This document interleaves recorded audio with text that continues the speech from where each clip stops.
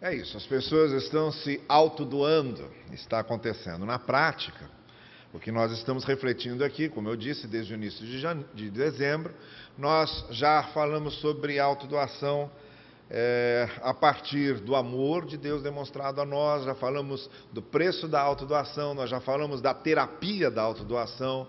Hoje pela manhã, nós pegamos um personagem, hoje estamos trabalhando com 2 personagens natalinos. O primeiro personagem, Maria, como padrão, como exemplo de obediência e de autodoação. Hoje eu quero ver com vocês o segundo personagem natalino, que nós encontramos nas narrativas da Natividade, dos Evangelhos. Eu estou me referindo a José. E quero ler Mateus capítulo 1, alguns trechos do capítulo 1 e também do capítulo 2, para que a gente possa falar sobre o fato de José ter sonhado e nós também sonharmos, e o sonho como horizonte da autodoação. Todos esses testemunhos de autodoação que nós ouvimos aqui começaram com um sonho. O sonho de se autodoar, o desejo intenso, forte, impulsivo de se autodoar. E porque estamos falando em sonhos, vamos falar de um sonhador. Um homem que teve vários sonhos. José, marido de Maria. O primeiro sonho está narrado no capítulo 1, versos 20 e 21. Como eu disse hoje pela manhã, Maria foi avisada pelo anjo de que estava grávida de uma conceição promovida pelo Espírito Santo. E aí o texto de Mateus diz que José, ao saber que a sua noiva estava grávida, e ao saber que ele mesmo não havia tido relações com ela, sentiu-se muito mal com isso e resolveu romper o relacionamento e afastar-se dela. E foi uma situação tão séria, uma crise tão séria estabelecida ali, que houve necessidade da intervenção de Deus, e a intervenção de Deus acontece, como descrita no verso 20, mas depois de ter pensado nisso, apareceu-lhe um anjo do Senhor em sonho e disse: José, filho de Davi, não tema receber Maria como sua esposa, pois o que nela foi gerado procede do Espírito Santo. Ela dará à luz um filho, e você deverá dar-lhe o nome de Jesus, porque ele salvará o seu povo dos seus pecados. O segundo sonho de José está no capítulo 2, no versículo 13, quando a vida de Jesus estava ameaçada, porque Herodes queria matar todas as crianças com menos de 2 anos para impedir que o pretenso rei de Israel se voltasse contra ele e sua autoridade. Então, no versículo 13 a gente lê que depois que partiram para o Egito, fugindo de Herodes, um anjo do Senhor apareceu a José em sonho e lhe disse: levante-se, tome o menino e sua mãe e fuja para o Egito. Fique lá até que eu lhe diga, pois Herodes vai procurar o menino para matá-lo. E por fim, o terceiro sonho que José teve foi na conclusão de todo esse episódio, quando Herodes já tinha morrido e a ameaça já havia passado. Ainda nesse capítulo 2, nos versos 19 em diante, a gente lê assim: depois que Herodes morreu, um anjo do Senhor apareceu em sonho a José no Egito e disse: levante-se, tome o menino e sua mãe e vá para a terra de Israel, pois estão mortos os que procuravam tirar a vida do menino. Ele se levantou, tomou o menino e sua mãe e foi para a terra de Israel. Olha aqui para mim um pouquinho. Para autodoação, nós precisamos sonhar.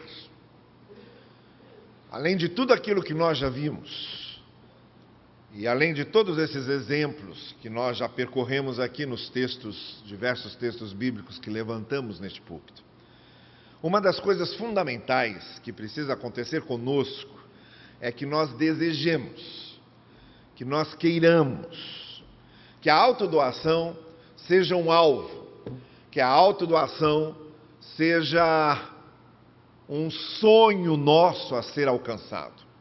Nós precisamos desejar abençoar a vida de alguém. Eu sei que nós normalmente desejamos muito ser abençoados, todo mundo deseja ser abençoado e todos nós pedimos bênçãos e todos nós queremos ser alvos da misericórdia abençoadora de Deus, mas aqui nós estamos fazendo o caminho inverso. Nós estamos dizendo que para que de fato Deus nos use, nós temos de querer ser usados. Tem de ser realmente um sonho nosso. Tem de ser algo que desejamos de coração. Tem de ser algo que colocamos como proposta de vida. Tem de ser algo que colocamos como algo a ser conquistado. Algo a ser presenteado a alguém através da nossa própria participação e através da nossa própria vida. Por isso nós estamos falando em sonhos. E principalmente quando se trata da obra de Deus, os sonhos são fundamentais, porque quando se trata da obra de Deus, normalmente, as coisas que acontecem estão além do visível, estão além do mensurável. Há determinadas coisas na obra de Deus que nós não podemos explicar. E justamente porque obra de Deus está além da nossa explicação. Há certas coisas que vão acontecer através de nós, através da nossa vida, sem que nós sequer saibamos explicar e sem que nós mesmos saibamos compreender. Nós só sabemos que Deus faz, só sabemos o que acontece, mas não há explicações para isso. Então, quando se trata da obra de Deus, sonhar é fundamental, até porque o sonho está para além do que pode ser visto e além do que pode ser medido. Na obra de Deus, nós sonhamos porque enxergamos além. Sonhamos porque vemos o que muitas vezes a maioria não vê. Nós enxergamos o que muitas vezes a maioria não enxerga. Somos muitas vezes mal compreendidos, às vezes ridicularizados, outras vezes até perseguidos, pelos sonhos que temos para o reino. Os sonhos que temos para o reino. Quais são os sonhos que você tem para o reino? Olha, se eu parar e perguntar quais são os sonhos que você tem para a sua vida, talvez você saiba me dizer muito bem. Se eu perguntar a você quais são os sonhos que você tem para a sua família, talvez você me diga isso sem nenhuma dificuldade. Ou quais são os sonhos para os seus filhos? Ou quais são os sonhos para o seu futuro? A grande maioria de nós podemos compartilhar isso e dizer isso sem maiores dificuldades. Mas a pergunta que eu estou fazendo essa noite é: quais são os nossos sonhos para o reino? Quais são os nossos sonhos para a obra de Deus? O que é que nós estamos desejando ser no contexto do reino, no contexto da obra de Deus, no contexto do propósito de Deus, no contexto do que Deus está fazendo? Quais são os nossos sonhos para o reino? Muitas vezes a gente para fazer sonhos para a gente, para pensar em nossos sonhos para nossas famílias, para pensar no nosso futuro. Eu estou convidando você, essa noite, a pensar nos sonhos que você tem para o reino, nos sonhos que você tem para a Igreja de Cristo, nos sonhos que você tem para a obra de Deus. Eu estou convidando você a visualizar alguém que você conheça, alguém que você saiba que precisa de ajuda, de uma palavra, de mudança de vida. Alguém que talvez ninguém dê mais crédito, mas você no seu interior visualiza essa pessoa e se pergunta: qual é o meu sonho para o reino de Deus na vida dele? O que é que eu gostaria que acontecesse na vida dele? Ou, mais ainda, o que eu gostaria e de que forma eu gostaria que Deus me usasse para mudar essa vida? E aí você, então, vai para além do que pode ver. Você imagina aquela vida transformada. Uma pessoa que ninguém mais acredita que possa acontecer nada de bom e nada de diferente. Uma vida que parece perdida e sem solução. Você começa a acalentar sonhos em que Deus poderia usar você para mudar aquela vida, mudar aquela família, mudar aquele ambiente de trabalho. O seu ambiente de trabalho não está bom. Você quer mudar aquele ambiente de trabalho, quer mudar a vida dos seus colegas de trabalho. Bem, então você começa a imaginar que aquilo pode mudar, e mais do que isso, você começa a imaginar que você pode ser instrumento de Deus para fazer aquelas mudanças. E aí começa a trabalhar para isso.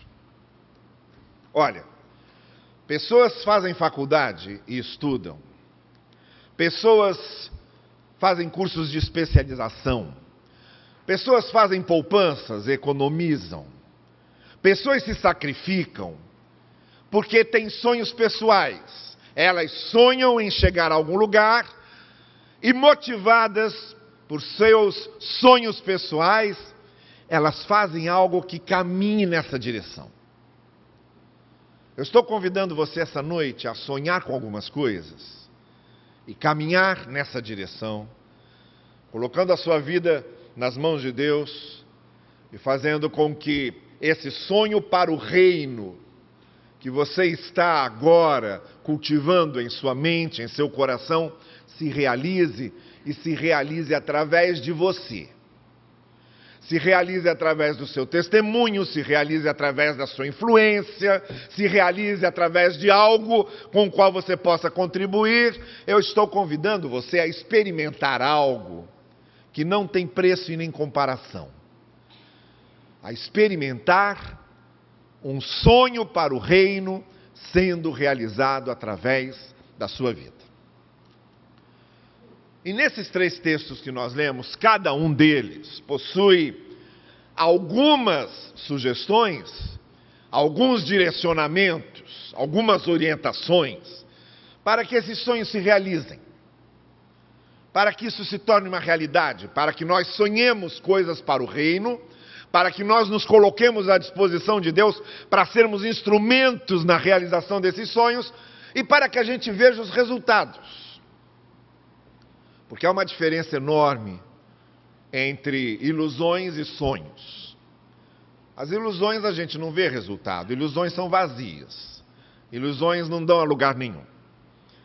Os sonhos têm conteúdo, os sonhos caminham, os sonhos levam a ações concretas. Então nós não estamos falando apenas de ilusão, estamos falando de sonhos. O que distingue sonho de ilusão são 3 coisas muito específicas. O que José teve foram sonhos.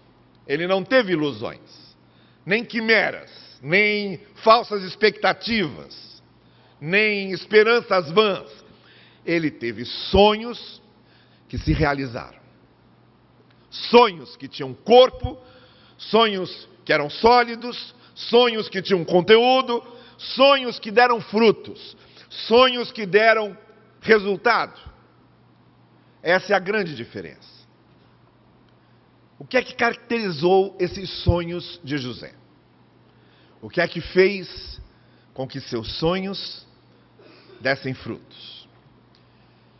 A primeira coisa que a gente percebe, no primeiro texto, por exemplo, que nós lemos, nós aprendemos que Os nossos sonhos devem participar da missão redentora de Deus.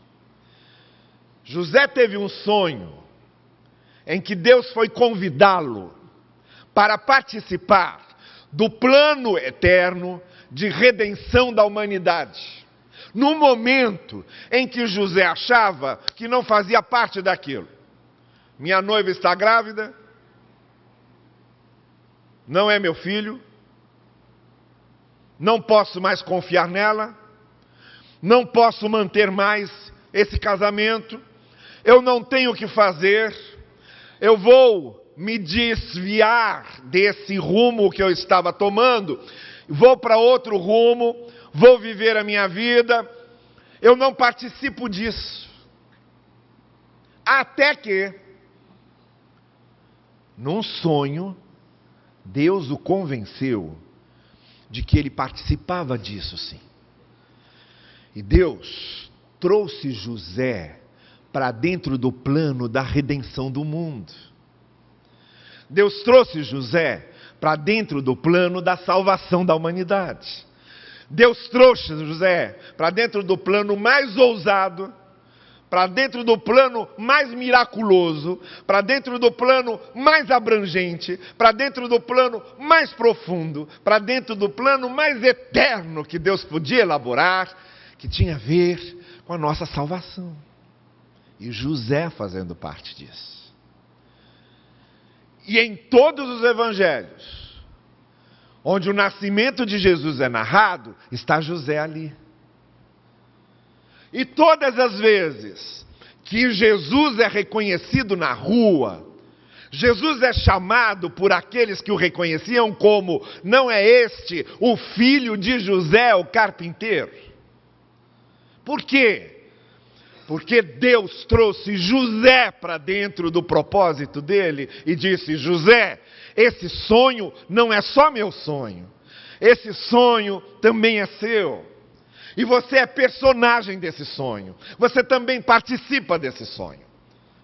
O que eu estou querendo dizer a você essa noite é que Deus nos chama para participarmos dos sonhos dele e nos coloca dentro do seu plano eterno. E faz de nós instrumentos para que os sonhos de Deus, os planos de Deus, os propósitos de Deus aconteçam na vida das outras pessoas através da gente. Então é bom fazer vários sonhos, pessoais, individuais, familiares, planos financeiros, planos profissionais, sonhos de futuro, é muito bom.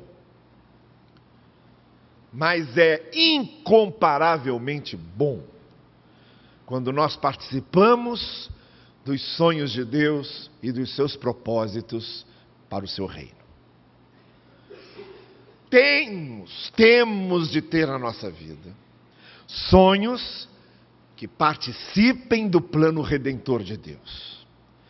Temos de ter na nossa vida alvos que sejam uma extensão do amor de Deus e do plano salvador de Deus. E digo mais, todos os nossos outros sonhos e todos os nossos outros planos individuais terão muito mais sentido, terão muito mais nexo, serão muito mais realizadores, se tudo isso que planejamos para nós, para nosso futuro, para nossa família, para nossa profissão, para nossa realização pessoal, se tudo isso estiver no contexto de nós também sermos instrumentos de Deus para abençoar as pessoas, os nossos sonhos pessoais serão muito mais realizadores. Então, em primeiro lugar, esses sonhos precisam ser uma participação ativa, integrada, amorosa, de coração, no plano redentor de Deus. Em segundo lugar, os nossos sonhos precisam confiar na providência divina. Nós sonhamos, mas quando nós sonhamos, nós nos deparamos com um princípio que é fundamental e que é inescapável, que é o seguinte: nós não temos controle da vida. A vida nos escapa. Os acontecimentos, as circunstâncias da vida nos escapam. Algum tempo atrás, saiu uma notícia na Folha de São Paulo que dizia o seguinte: um senhor de aproximadamente 50 anos de idade, que havia descoberto estar com câncer, muito agressivo, muito perigoso, e que teve de se submeter a um tratamento também bastante ofensivo. Ele resolveu se submeter a isso e começou a fazer quimioterapia. Mas por alguma razão, a quimioterapia a que ele se submeteu não lhe causou os efeitos colaterais que normalmente a quimioterapia causa. Ele não perdeu cabelo e não teve vários outros efeitos que uma pessoa em quimioterapia normalmente tem. Tanto que ele se deu ao luxo de sequer avisar seus pais sobre isso. Ele disse: olha, eu não vou preocupar meus pais, que já são octogenários, não vou levar essa preocupação a eles, e fez o tratamento, escondido, às ocultas. Terminou o tempo de tratamento e passou os 5 anos de remissão, quando ele então teve alta do tratamento de câncer. Ele resolveu que devia ir a uma igreja para agradecer o fato de estar curado. E num determinado dia, cumprindo uma promessa que ele havia feito, caso fosse curado, ele então se encaminhou para a igreja. Quando ele estava chegando próximo, um motorista que vinha dirigindo um carro e que estava alcoolizado, perdeu o controle do carro, subiu na calçada, e no dia em que aquele homem curado de câncer estava entrando na igreja para agradecer a sua cura, ele foi atropelado e morto. Aí você lê uma notícia dessa, e você talvez até comece a concordar com o que o filósofo argelino Camus dizia: essa vida é um absurdo. Não há explicação para isso. Então, às vezes, nós lidamos com situações assim, inexplicáveis. São os absurdos da vida. Quem lê Eclesiastes encontra muitas vezes essa expressão sobre os absurdos da vida.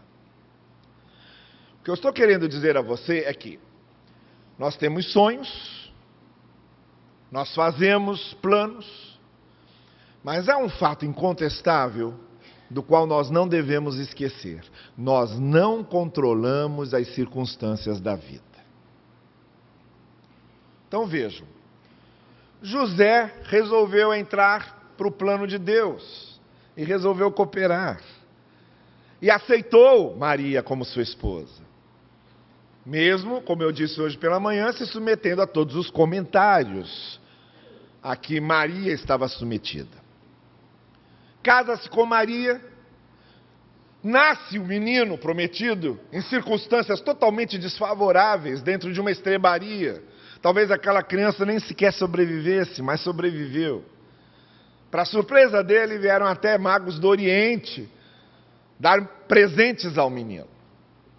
E aí José realmente começou a acreditar que agora as coisas dariam certo, que tudo estava resolvido e que agora seria apenas desfrutar das coisas boas que iam acontecer.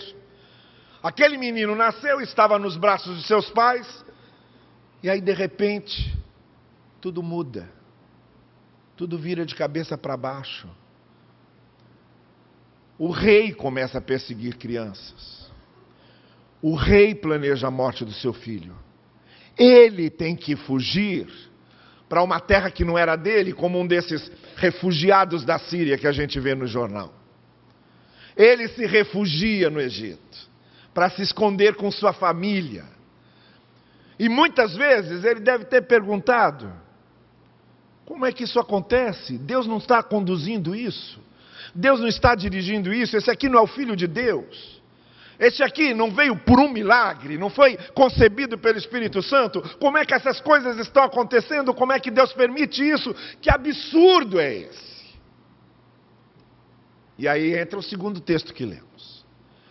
Do fundo dos seus questionamentos e da sua confusão interior, ele teve então um segundo sonho em que Deus deixava bem claro: olha, você não pode controlar a vida, e você não pode controlar as circunstâncias da vida, mas precisa confiar na minha condução, confiar na minha providência. Vá para o Egito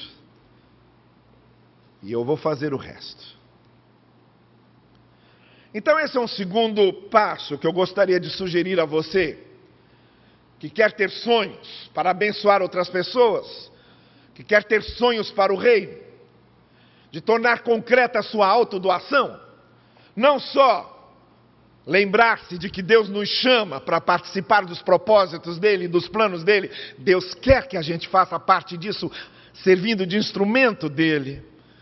Mas Deus também nos chama para entrarmos nisso com lucidez, não ingenuamente, não imaturamente, não com expectativas falsas, mas ele diz: olha, vocês vão sonhar sonhos para o reino, vocês vão fazer parte desse propósito, mas as circunstâncias da vida às vezes surpreendem, as coisas viram de cabeça para baixo, as situações se invertem,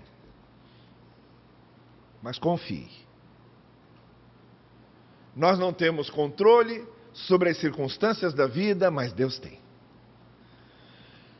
E nossos sonhos devem ser cultivados, alimentados e permanecer firmes, principalmente quando temos sonhos para o reino de Deus. Devemos nos lembrar que mais do que eu, você ou qualquer outra pessoa da terra, interessa diretamente a Deus que os sonhos para o seu reino deem frutos e deem resultado. Então, ainda que pareça que as circunstâncias são incontroláveis, Deus nos chama a confiarmos na sua providência e a confiarmos na maneira como Ele vai conduzir as coisas, ainda que não compreendamos e ainda que aquilo nos pareça um mistério. Em terceiro lugar, além de entendermos que devemos ter sonhos que participem da missão redentora de Deus e de termos sonhos que confiem na providência divina, há uma terceira coisa aqui que devemos lembrar: que os sonhos devem levar em consideração os sinais dos tempos. Eu já vou explicar o que eu quero dizer com isso, mas antes quero chamar você àquele terceiro sonho que José teve. Quando então Deus aparece a José e manda que ele volte para Israel, pode sair do Egito. Por quê? Porque Herodes já morreu. A ameaça terminou. O que eu aprendo com isso é que quando nós temos sonhos para o reino de Deus, sonhos da nossa autodoação, sonhos para abençoarmos a vida de outras pessoas, nós devemos saber ler os sinais dos tempos. Os nossos sonhos não devem nos cegar a ponto de não sabermos ler o que acontece à nossa volta. Por exemplo, às vezes temos sonhos que dependem de certas oportunidades. E nós devemos ler essas oportunidades, devemos saber identificar essas oportunidades. Você, se está querendo, por exemplo, entrar numa faculdade e está estudando para isso, você fica atento para o que está acontecendo para ver qual a melhor oportunidade que você tem. Qual a melhor oportunidade de estudo, qual a melhor oportunidade de preparo. Você, quando está escolhendo uma profissão, você olha os sinais dos tempos. Você vê quais são os campos de profissão que estão sendo abertos. Quais são as mudanças de profissão que estão acontecendo. O que é que eu preciso procurar melhor para mim? Todos os sonhos exigem de nós lermos os sinais dos tempos. Se você está querendo se casar para escolher uma pessoa, precisa ler os sinais dos tempos, para não escolher errado. Às vezes a gente se apaixona pela pessoa errada. Às vezes a gente se encanta com a pessoa errada. E é preciso ler muito os sinais dos tempos para descobrir isso. E evitarmos estragar a nossa vida. Seja qual for o sonho que nós estejamos cultivando no nosso coração, nós precisamos ler os sinais dos tempos. Ler o que acontece. Ver as oportunidades. E foi o que aconteceu com José. Houve uma necessidade de fugir para o Egito. Houve uma oportunidade de voltar do Egito. Então não basta ter sonhos para o reino. É preciso saber as melhores oportunidades para colocar esses sonhos de maneira que se realizem. Você quer abençoar a vida de uma pessoa? Esteja atento aos sinais dos tempos para saber qual é a melhor hora, qual é o melhor jeito de fazer isso, de que maneira essa pessoa será mais abençoada por alguma coisa. É preciso ler isso, é preciso interpretar essas situações. Deus abre os nossos olhos para que a gente enxergue isso. Não se esqueça que o profeta Eliseu foi acordado pelo seu criado, quando o seu criado viu o exército da Síria ao redor do acampamento onde estava Eliseu. E acordou o profeta Eliseu dizendo: meu senhor, nós estamos cercados, não temos escape, não temos para onde fugir.